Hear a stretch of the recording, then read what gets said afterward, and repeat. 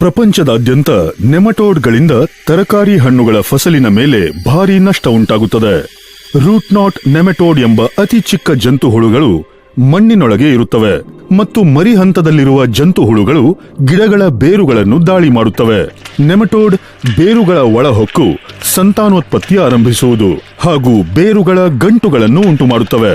ಅವುಗಳು ಬೇರುಗಳಿಂದ ಪೋಷಕಾಂಶ ಮತ್ತು ನೀರನ್ನು ಹೀರುತ್ತವೆ. ಹಾನಿಗೊಳಗಾದ ಗಿಡಗಳು ಬೆಳವಣಿಗೆಯಾಗದೆ ಬಳಲುತ್ತವೆ. ಭಾರತದಲ್ಲಿಯ ನೆಮಟೋಡ್ನ ಸಮಸ್ಯೆಯನ್ನು ದಕ್ಷಿಣ ಭಾರತದಲ್ಲಿ 1901ರಲ್ಲಿ ವರದಿ ಮಾಡಲಾಗಿತ್ತು. ಆ ಬಳಿಕ ಭಾರತದ ಅನೇಕ ವಿಜ್ಞಾನಿಗಳು ದೇಶದ ಬೇರೆ ಬೇರೆ ಭಾಗಗಳಲ್ಲಿ ಬೇರೆ ಬೇರೆ ಫಸಲುಗಳಲ್ಲಿ ನೆಮಟೋಡ್ ಸೋಂಕು ಪತ್ತೆ ಹಚ್ಚಿದರು. ಆದರೆ ನೆಮಟೋಡ್ ಮಣ್ಣಿನ ಒಳಗೆ ಇರುತ್ತವೆ, ಹಾಗಾಗಿ ಸುಲಭವಾಗಿ ಕಂಡುಬರುವುದಿಲ್ಲ. ರೈತರು ನೆಮಟೋಡ್ನ ಸೋಂಕು ಪತ್ತೆ ಹಚ್ಚುವ